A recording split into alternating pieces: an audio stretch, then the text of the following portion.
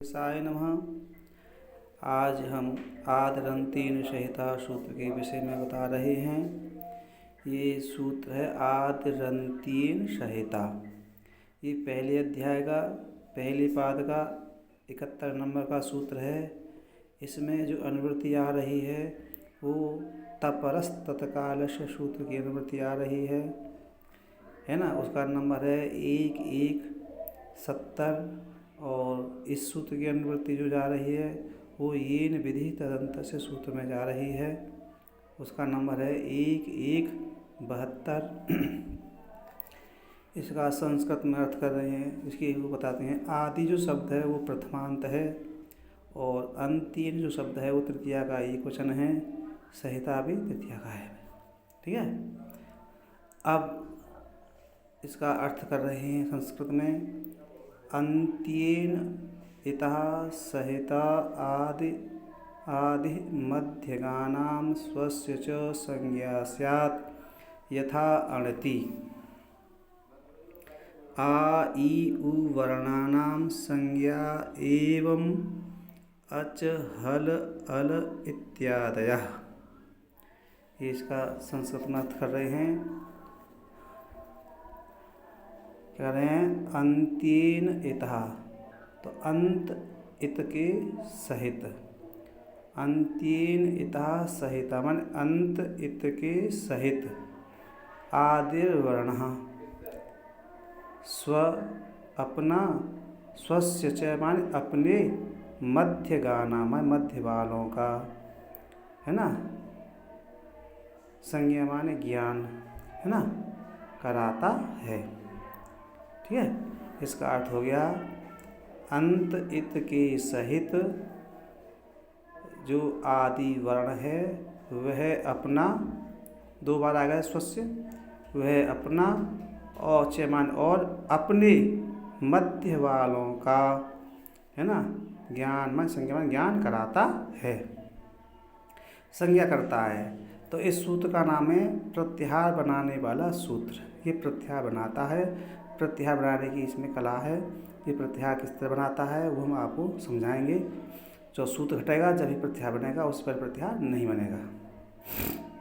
तो इस सूत्र का पुनः समझिए ध्यान करके। अंत्येन इतः संहिता मान अंत इत के सहित जो आदि वर्ण है वह अपना भी ज्ञान कराता है। च माने और, स्व माने अपने, मध्य गाना माने मध्य में जो वर्ण आएंगे उनका भी ज्ञान कराता है। ठीक है। यथा माने जैसे, उदाहरण दे रहे हैं। जैसे अण प्रत्याहार ले लिया हमने, कौन ले लिया, अण प्रत्याहार ले लिया, उसको ये बता रहे हैं अण प्रत्याहार किस तरह से बनता है। तो बता रहे हैं अण प्रत्याहार में दो अक्षर देखिए, यहाँ दिखा रहे हैं अण प्रत्याहार आपको। ये अण प्रत्याहार है। प्रत्येक प्रत्याहार में दो ही अक्षर होते हैं, कम से कम अक्षर मतलब दो अक्षर होते हैं, उसको हम प्रत्याहार कहते हैं। तो पहले अक्षर से हम प्रारंभ करते हैं और अंतिम वाले जो अक्षर है, वर्ण है, उस पर आकर हम रुक जाते हैं, तब वो प्रत्याहार बन जाता है। और इसको हम कहाँ देखते हैं, अयुण में देखते हैं। अयुण के यहाँ से प्रारंभ करेंगे और वहाँ पर हम जाकर के रुक जाएंगे। ठीक है। तो वही बता रहे हैं। देखिए आपको हम समझाते हैं। देखिए ये अ ई ऊ ण, तो अण प्रत्याहार आ से हम प्रारंभ कर रहे हैं। आ ई ऊ ण, इस पर आकर हम रुक जाएंगे, अण प्रत्याहार हो जाएगा। तो पहले अक्षर से हम प्रारंभ करेंगे और अंत वाले पे आकर हम रुक जाएंगे। अब इसमें सूत्र हम घटा रहे हैं आपको, तो किस तरह घटाएंगे। देखिए अंत क्या है, णा है, और इत क्या है, णा है। अंत भी णा हो गया, इत भी णा हो गया। तो अंत इत हो गया णा, सहित हो गया पूरा अण, सहित को पूरा अ और अण हो गया। अंत किया है णा, इत किया है णा, और सहित को पूरा अण। आदि माने पहला अक्षर क्या है, आ है, वह अपना भी ज्ञान कराएगा और अपने बीच में कौन आए, ई और उ, उनका भी इसने ज्ञान करा दिया। क्योंकि प्रत्याहार में क्या अक्षर थे, दो, एक आ था एक णा था। तो आ और णा का ही ज्ञान होना चाहिए, ई और उ का ज्ञान नहीं होना चाहिए। तो कह रहे हैं आ अपना तो ज्ञान कराएगा, लेकिन बीच में जो भी जितने भी अक्षर आएंगे उनका भी वो ज्ञान करा देता है। देखिए वही यहाँ समझा रहे हैं आपके लिए। यथा माने जैसे अण प्रत्याहार है ना, और उसमें आ ने अपना ज्ञान करा दिया, आ ई उ इन 3 अक्षर का ज्ञान हो गया। तो वर्णानाम संज्ञा, इनको हम प्रत्याहार कहेंगे, अण प्रत्याहार कहेंगे, अण प्रत्याहार संज्ञा कहेंगे। एवं माने ऐसे ही अच प्रत्याहार बनाएंगे, हल प्रत्याहार बनाएंगे, अल प्रत्याहार बनाएंगे, आदि माने और भी प्रत्याहार बना सकते हैं। वो 42 प्रत्याहार की इन्होंने यहाँ लिस्ट बना दी है। देखिए ये अच प्रत्याहार है, अच प्रत्याहार पुनः घटाना सूत्र है। अंत किया है चा, इत किया है चा, सहित हो गया पूरा अच, ठीक है।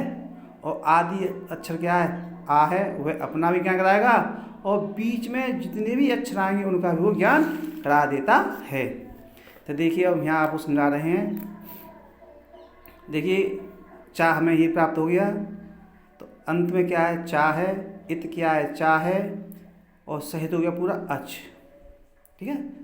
अब पहला अक्षर आ है, तो आ से प्रारंभ करेंगे, आ ई उ ण, री री क, ए ओंग, ऐ औ च, इसने ज्ञान करा दिया। बीच में कौन जो अक्षर आए उनका इसने ज्ञान करा दिया।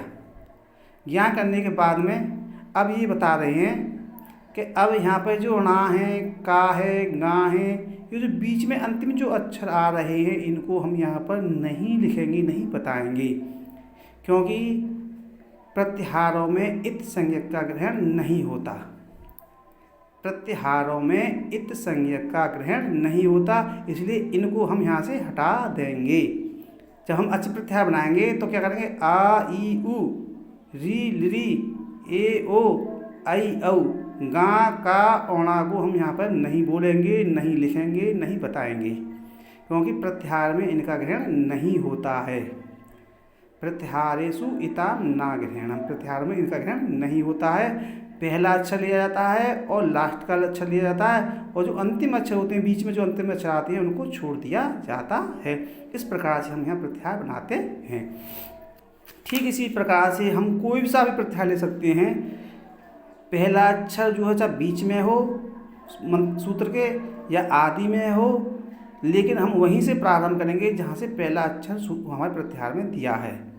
देखिए जैसे गम प्रत्याहार है, देखिए हम गम प्रत्याहार के बीच में से लिया गया है, गां बीच में है, देखिए ये गां है और माँ ये है, तो गां से प्रारंभ करेंगे। ये नहीं हम आराम से प्रारंभ करना हमें नहीं, ये पहला अक्षर जहाँ भी आएगा वो हम वहीं से प्रारंभ करेंगे और जो अंतिम अक्षर है उस पर जाकर हम रुक जाते हैं।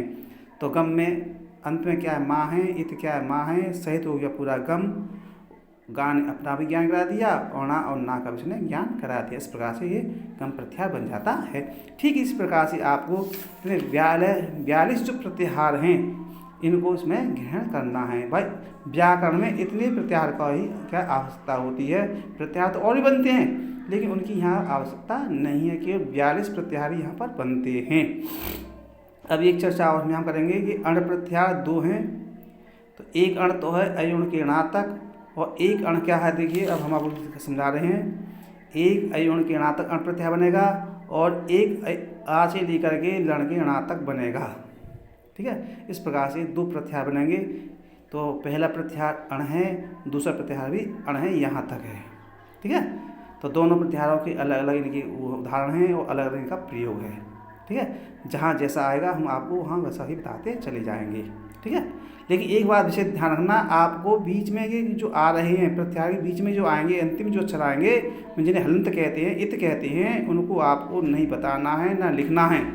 केवल ये सूत्र ये अक्षर ही आपको लिखने हैं, अंतिम अक्षरों को आपको छोड़ना है, तभी प्रत्याहार आपका सही रहेगा अथवा गलत होगा। देखिए अब हम लिख कर दिखा रहे हैं आपको समझा रहे हैं। अब देखिए अब हम आपको अच प्रत्याहार बता रहे हैं। क्या था अच, ये अच प्रत्याहार है, ठीक है। अच प्रत्याहार में सूत्र हटा रहे हैं। अंत किया है चाह, इत किया है चाह और सहित हो गया पूरा अच, ठीक है। पहला अक्षर आ है, इसने अपना ज्ञान करा दिया आ। अब ई उ री लिरी ए ओ ऐ औ च, कुछ लोग कहते हैं कि इस चा को हम नहीं लिखेंगे। यदि हम नहीं लिखेंगे तो हमें ये कैसे मालूम पड़ेगा अच प्रत्यार यहीं तक है, तो हो सकता है आगे भी हो। इसलिए अंतिम अक्षर को लिखना अनिवार्य है। इससे प्रतीत हो जाता है कि अंतिम अक्षर हमारा प्रत्यार यहीं तक है।